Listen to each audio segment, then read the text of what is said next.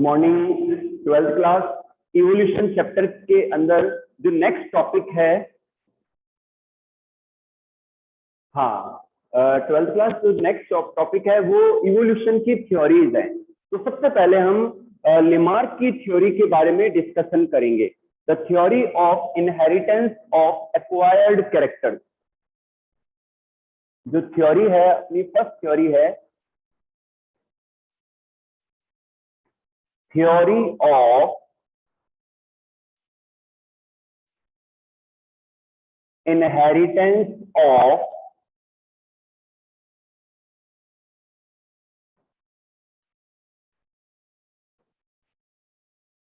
inheritance of acquired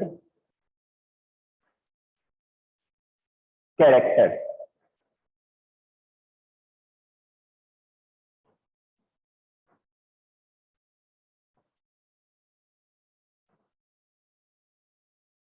Theory of inheritance of acquired character।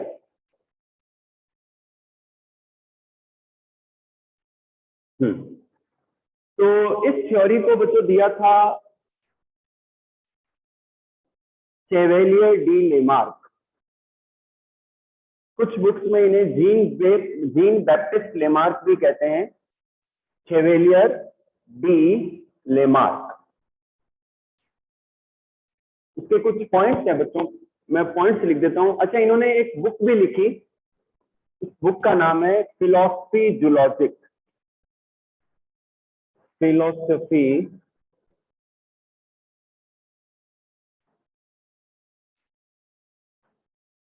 Zoologic.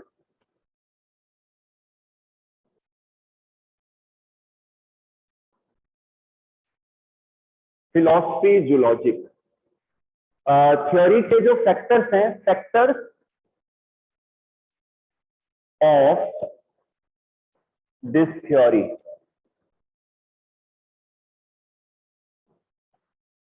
Factors of theory.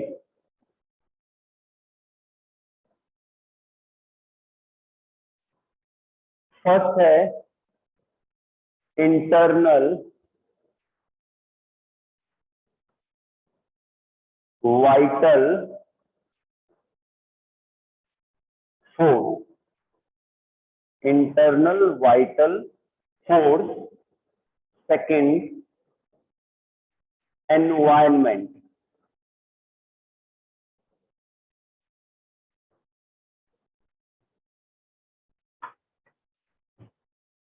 Environment.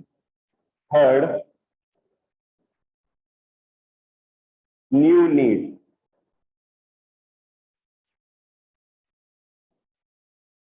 New need. Fourth, use and disuse of organ। use and disuse of organs। and fifth है inheritance।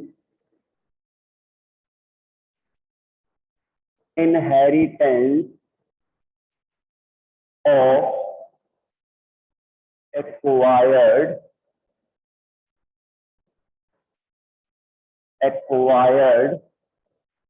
characters।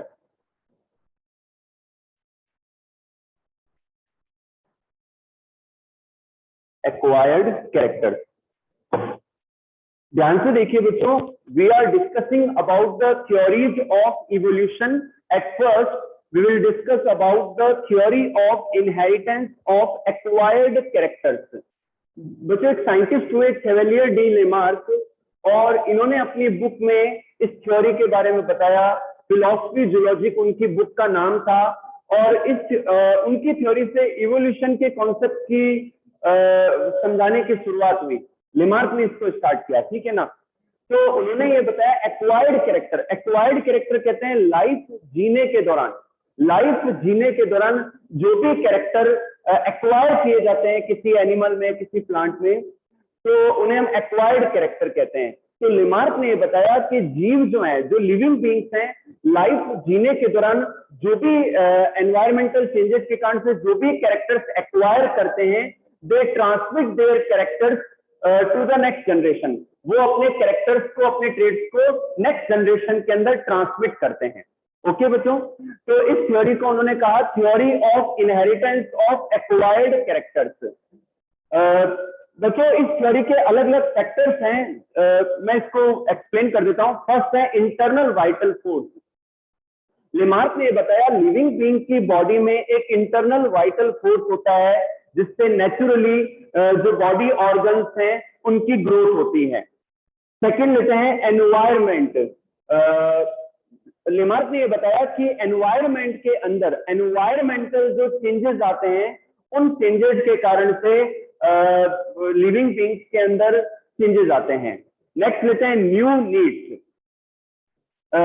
Lamarck ने यह भी बताया कि जब नई need create होती हैं, जब न्यू नीड क्रिएट होती हैं, तो लिविंग बीइंग के अंदर चेंजेस आते हैं और कुछ नए ऑर्गन्स का इवोल्यूशन हो जाता है उन ऑर्गेनिजम्स के अंदर। फोर्थ उन्होंने बताया use and disuse of organs. Lamarck ने यह बताया कि जीव जब अपना जीवन जी रहे होते हैं, अपनी लाइफ के दौरान जिन ऑर्गन्स को ज्यादा यूज करते हैं, जिन ऑर्गन्स को ज्यादा यूज करते हैं, तो वो और डेवलप होते चले जाते हैं और ये कैरेक्टर अगली जनरेशन में भी ट्रांसमिट भी होते हैं। और जिन ऑर्गन्स को वो यूज नहीं करते, कम यूज करते हैं, तो वो धीरे धीरे वो जो ऑर्गन्स हैं वो डिसअपियर हो जाते हैं। तो इसे हम कहते हैं use and disuse of organs.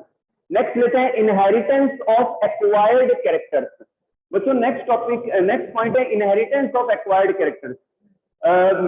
Lamarck ने बताया इन सब कारणों से जो भी नए चेंजेस आते हैं, जो भी नए कैरेक्टर्स एक्वायर किए जाते हैं, then they will transmit to the next generation. फिर वो अगली जनरेशन में ट्रांसमिट हो जाते हैं, इनहेरिट हो जाते हैं। तो ये थ्योरी दी गई लेमार्क के द्वारा, जो कि सही नहीं थी, जिसमें काफी सारी खामियां थी, बिल्कुल सही नहीं थी। तो अब हम समझेंगे कि रिजेक्शन इस थ्योरी का कैसे हुआ। तो नेक्स्ट टॉपिक है रिजेक्शन।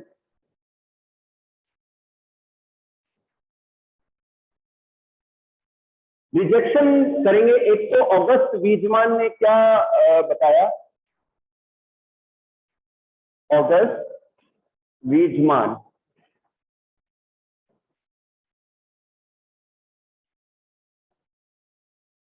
नेक्स्ट लेते हैं theory of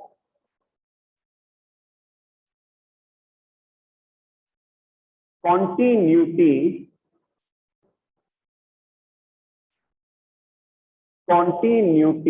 of germ plasm.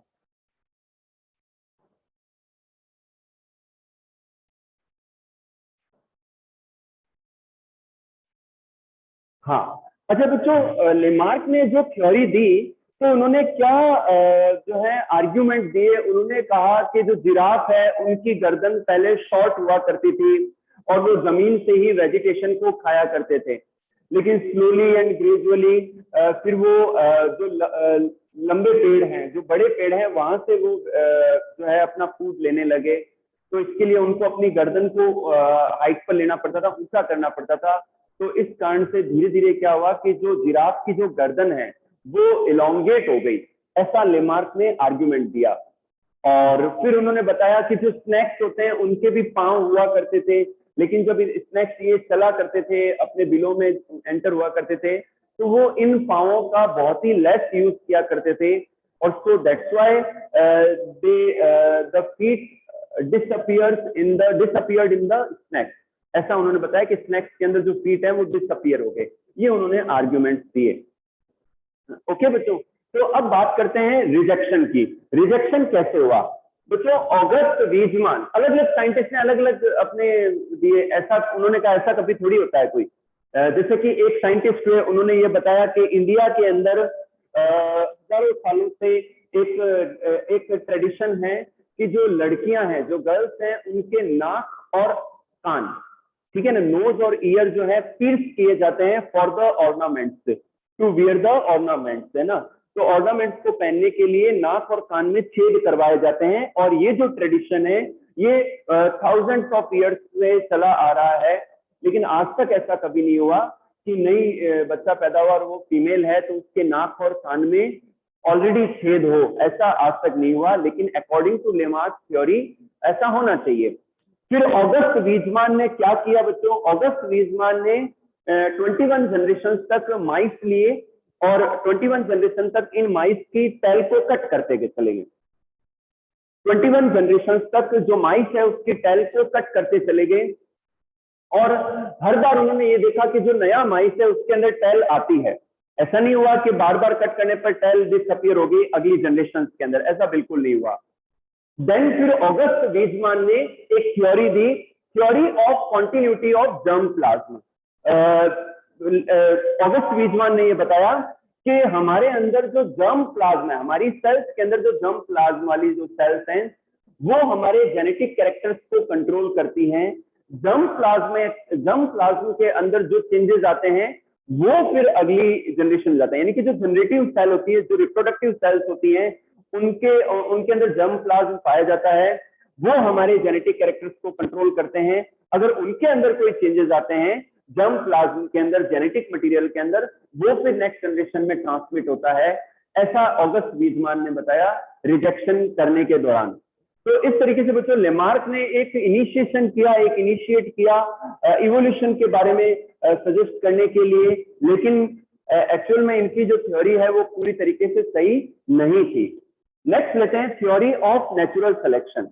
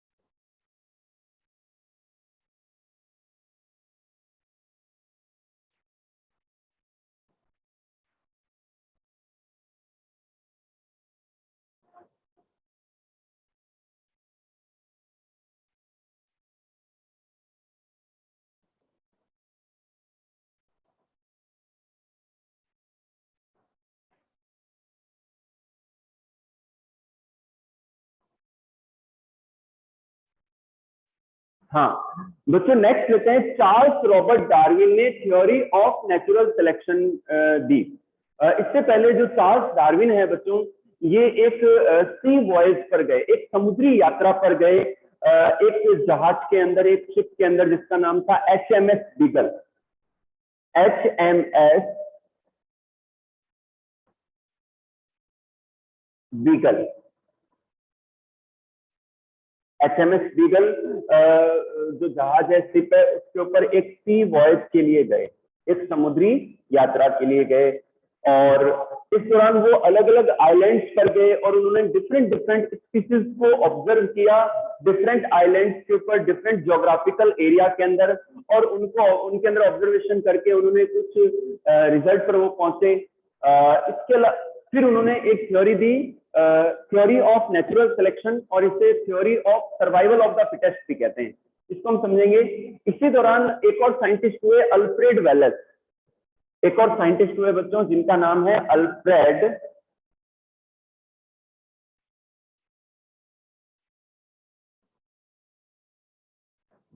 Wallace.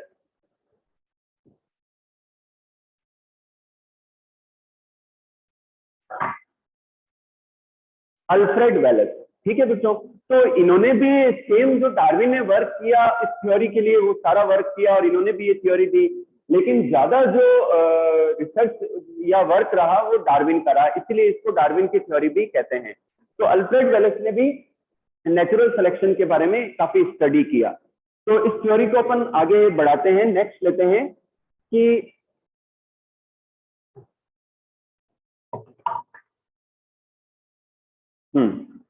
एक तो साइंटिस्ट का नाम है चार्ल्स रॉबर्ट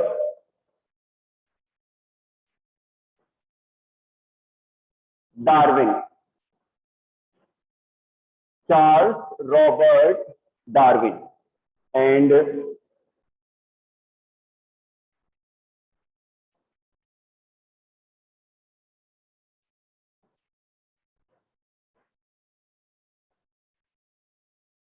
और HMS बीगल मैंने बता ही दिया, उन्होंने जो सी वॉइस की HMS बीगल के ऊपर, HMS बीगल के ऊपर 1831 से लेकर 1836 तक. ओके बच्चों, अब हम बात करेंगे फैक्टर्स की. इस थ्योरी के डिफरेंट फैक्टर्स क्या हैं? अच्छा, इसको हम कहते हैं survival of the fittest. Survival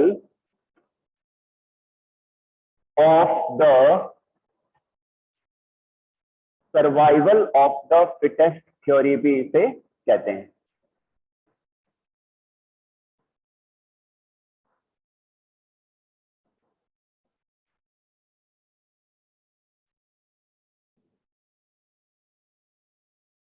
तो इसमें जो फर्स्ट है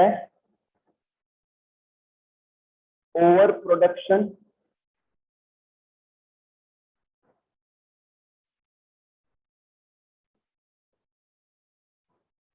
ओवर प्रोडक्शन. सेकंड पॉइंट है limited food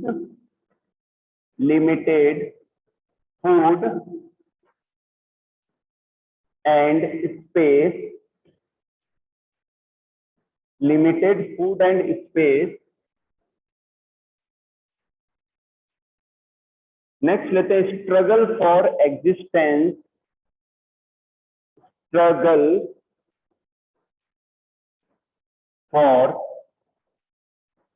existence. And fourth है वेरिएशंस.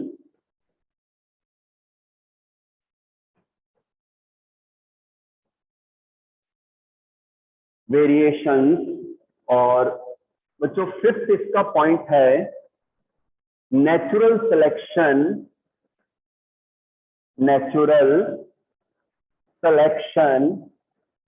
एक्चुअली बच्चों ये जो थ्योरी है इसको ब्रीफ में आप एक्सप्लेन कर सकते हैं, लेकिन अगर एग्जाम में 3 या 5 मार्क्स में क्वेश्चन आता है अगर, तो इसको पॉइंट्स के रूप में लिख के अगर एक्सप्लेन करते हैं तो आंसर अपना इफेक्टिव रहता है. तो इसलिए मैं इसको एक्सप्लेन भी पॉइंट्स के फॉर्म में करूंगा. Inheritance of useful variations.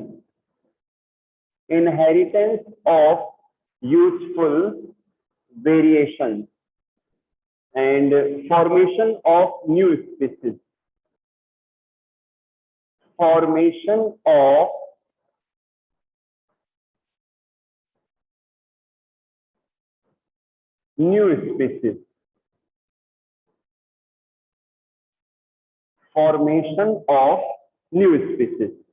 ध्यान से देखिए बच्चों, सबसे पहले इन शॉर्ट एक्सप्लेन कर देता हूं थ्योरी ऑफ नेचुरल सिलेक्शन और सर्वाइवल ऑफ द फिटेस्ट.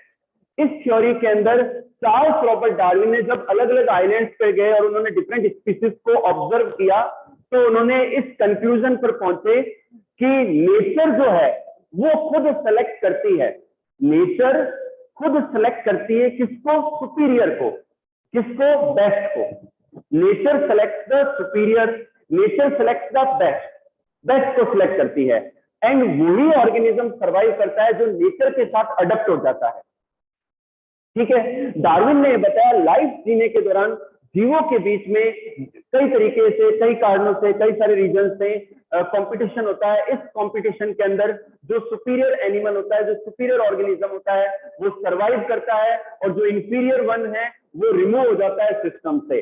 और बच्चों ये जो थ्योरी है ये इतनी ज्यादा इफेक्टिव है, इतनी ज्यादा ये सही है कि ये हर सेक्टर में अप्लाई होती है. हर सेक्टर में आप अप्लाई कर सकते हो इसको. सपोज करो एक मार्केट के अंदर, एक शहर के अंदर 5 बिजनेसमैन हैं जिन्होंने अपने बिजनेस को स्टार्ट किया. ठीक है, उन 5 में से 10 साल बाद में जब आपने देखा सिर्फ 2 ही बिजनेसमैन ऐसे हैं जो सर्वाइव कर रहे हैं, जिनका बिजनेस ग्रो हो रहा है. जो 3 रिमेनिंग बिजनेसमैन थे वो फेल हो गए. फ्लॉप हो गए। इसका रीजन है ये हो सकता है कि जो दो बिजनेसमैन सक्सेसफुल हुए हैं उनकी स्ट्रेटेजी में, उनके आइडियाज में, उनके प्रोडक्ट में कुछ अलग बात होगी, वो सुपीरियर होंगे, वो बेस्ट होंगे और इसीलिए वो सरवाइव कर गए। तो ये थ्योरी तो इतनी सही सटीक है, सही है कि ये सब सेक्टर में अप्लाई होती है। तो इस थ्योरी को थोड़ा इलेबोरेट करते हैं लिविंग बीइंग के लिए। Over production, the first factor of this theory is over production. Darwin ने ये बताया, बच्चों डार्विन ने ये बताया कि जीवों के अंदर ओवर प्रोडक्शन की एबिलिटी होती है, अपार क्षमता होती है अपने जैसे नए ऑर्गेनिज्म प्रोड्यूस करने की। Okay. Second, limited food and space. उन्होंने कहा कि लिविंग बीइंग में ओवर प्रोडक्शन की एबिलिटी होने के बावजूद भी जो पॉपुलेशन है वो कंट्रोल्ड रहती है, जो पॉपुलेशन है वो कंट्रोल्ड रहती है। सेकंड पॉइंट ये है लिमिटेड फूड एंड स्पेस। इसका रीजन क्या है? फिर भी हर ऑर्गेनिज्म के लिए या अर्थ के ऊपर जो है लिमिटेड फूड और स्पेस होता है और यही जो है पॉपुलेशन को चेक करता है, कंट्रोल करता है। नेक्स्ट लेते हैं स्ट्रगल फॉर एग्जिस्टेंस।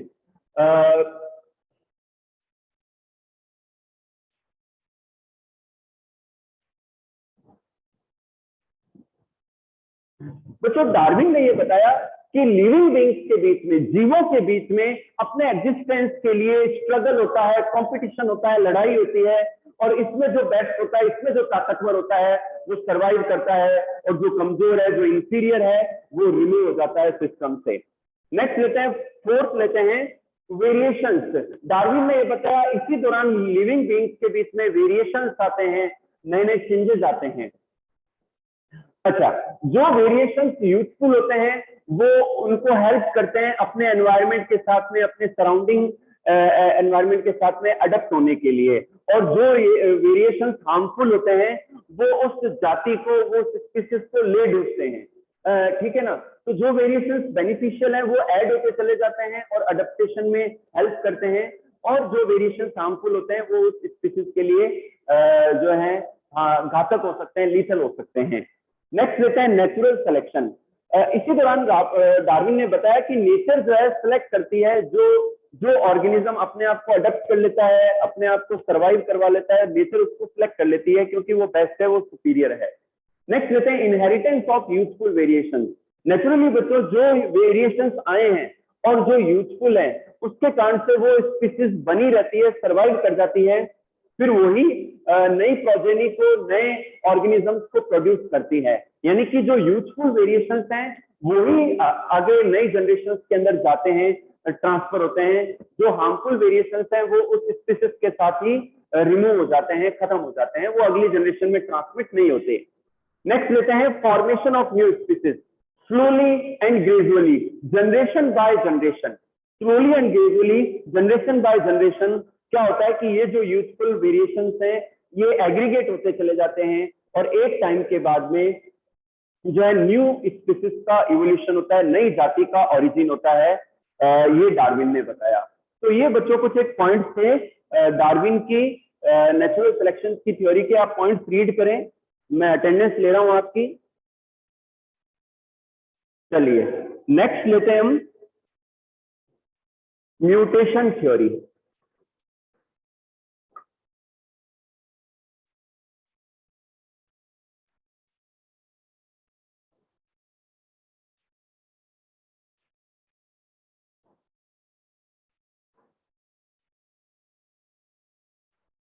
चलिए बच्चों नेक्स्ट थ्योरी है, इंपॉर्टेंट है ये, म्यूटेशन थ्योरी।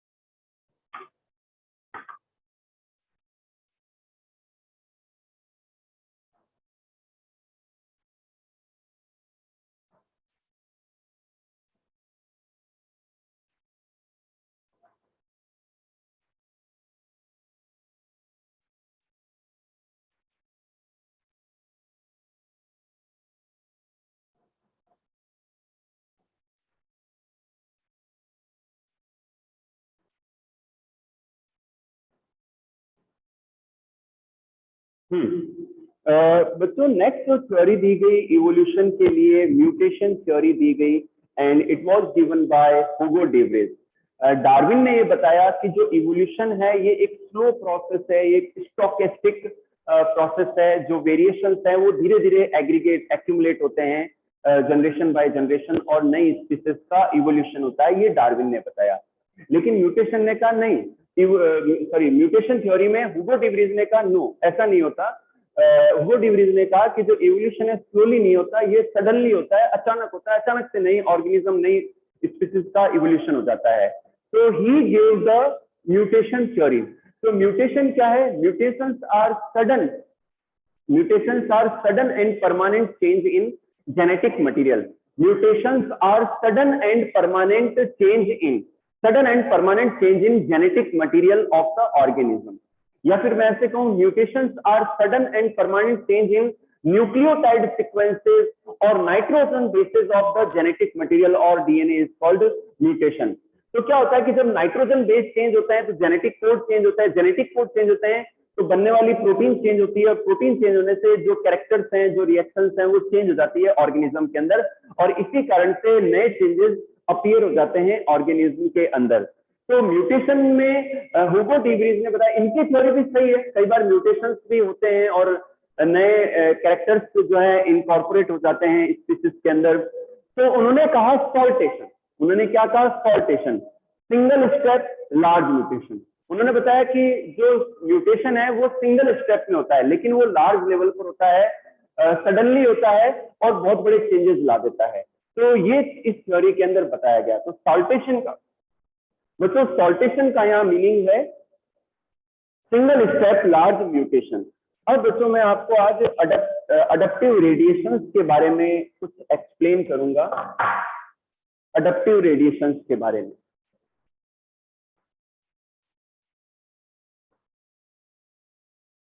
अडप्टिव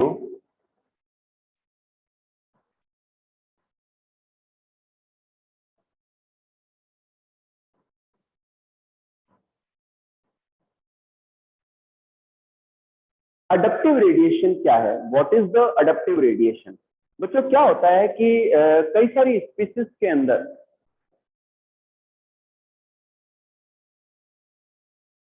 हाँ बच्चों, कई सारी स्पीसीज के अंदर, कई सारे ऑर्गेनिजम्स के अंदर जो है कई सारी वेराइटीज जो हैं, प्लांट्स की बात करें तो वेराइटीज, और एनिमल्स की बात करें तो ब्रीड्स। तो कई सारी वेराइटीज और कई सारी ब्रीड्स जो डिफरेंट कैरेक्टर्स वाली होती हैं, उनका ओरिजिन हो जाता है, उनका क्या होता है?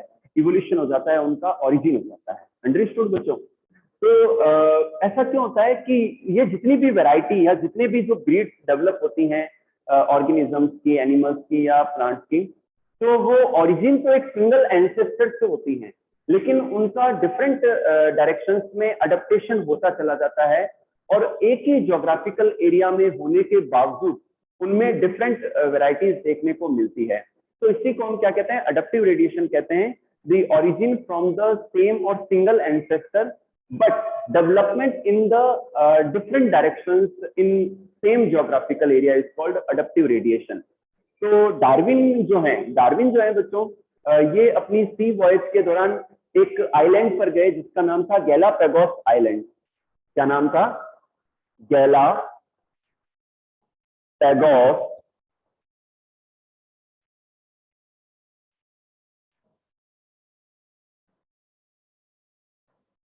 तो he went to the Galapagos island, और उन्होंने वहां पर कुछ बर्ड्स को देखा, फिंचेस को देखा, जो कि एक ही स्पीसीज के थे, एक ही आइलैंड पर थे, वो एक ही स्पीसीज के थे, लेकिन उनकी जो बीक्स हैं, उनकी जो चोंच है, उनमें वेरिएशंस देखे गए एक ही एरिया में होने के बावजूद, due to the different in their food habit, in their feeding habit. उनकी जो फीडिंग हैबिट है उनमें डिफरेंस होने के कारण से उनकी बीक के अंदर, चोंच के अंदर डिफरेंट वेरिएशन देखने गए। इसके अलावा उनके फीदर के अंदर और साइज के अंदर भी चेंजेस देखे गए। इन बर्ड्स को कहा गया डार्विन्स फिंचेस। क्या कहा गया? डार्विन्स फिंचेस कहा गया।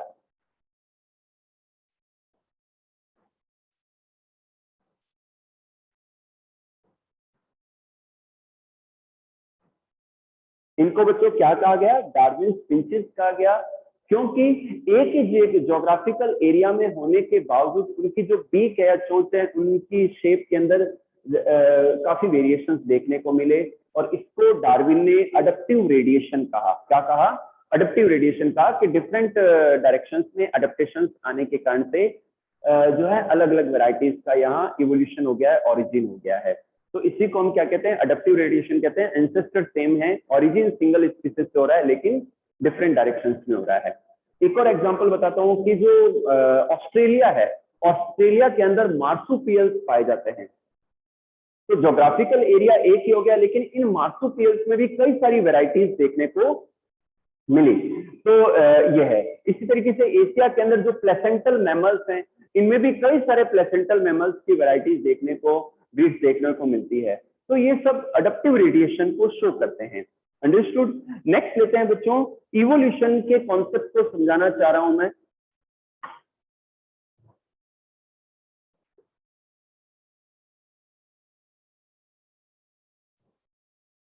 सबसे पहले लेते हैं इवोल्यूशन के लिए डाइवर्जेंट इवोल्यूशन। डाइवर्जेंट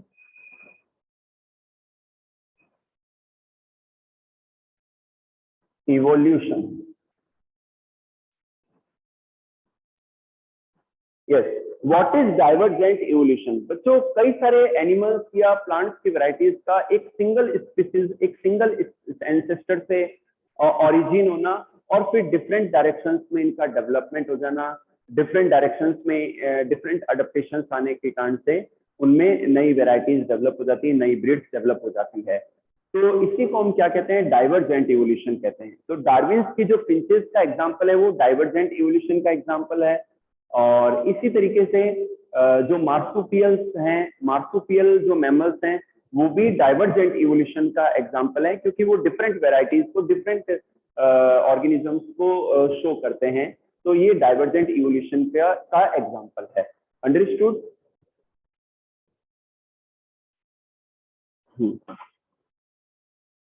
बच्चों, आगे के जो टॉपिक्स हैं वो है कन्वर्जेंट इवोल्यूशन, पैरेलल इवोल्यूशन, और फिर उसके बाद में इवोल्यूशन की मैकेनिज्म को भी समझाना है। तो all these we will discuss on tomorrow's class. कल की क्लास में इनको हम डिस्कस करेंगे। आपको यदि कुछ क्वेरीज हैं तो हैंड रेज करें and you can ask me.